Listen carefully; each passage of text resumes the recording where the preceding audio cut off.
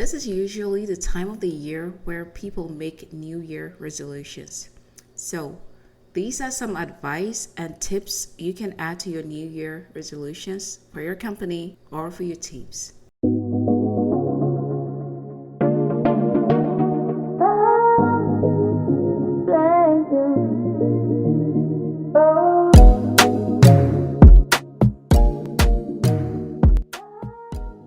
Hi everyone, welcome to GiveSide Consulting Podcast.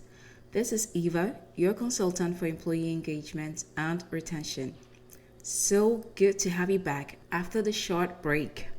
Well, first of all, I want to wish you a happy New Year. I wish you the very best in all your endeavors, good health, success, lots of love, and happiness. So for this first month of the year, I'm going to give you some wisdom keys to how to make the most of this year. How does that sound? Exciting, right? This is usually the time of the year where people make New Year resolutions. So these are some advice and tips you can add to your New Year resolutions for your company or for your teams. So the first thing I want to tackle is don't dwell on past mistakes. Just learn from them, okay? We say that folly is when you keep doing the same thing and then you expect to see different outcome.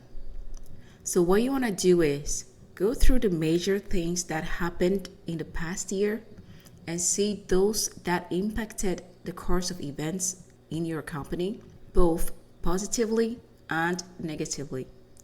Do some checks on what made these things impact positively or negatively. You can do this with your team members. It's always good to have other opinions on such retrospection.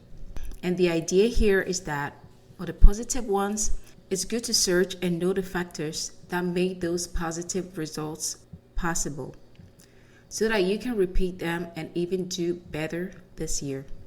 And as for the negative ones, perhaps there were too many employee resignations the previous year, or maybe there were too many conflicts within your teams, or that you didn't meet the annual goals for your company. Well, what you need to do here is to identify those things that led to these negative outcomes. Ask yourself what triggered them. Could they be avoided? If yes, how? See, this is how growth happens. And that can be applied to basically every area of your life, in your company as well as in your personal life, okay?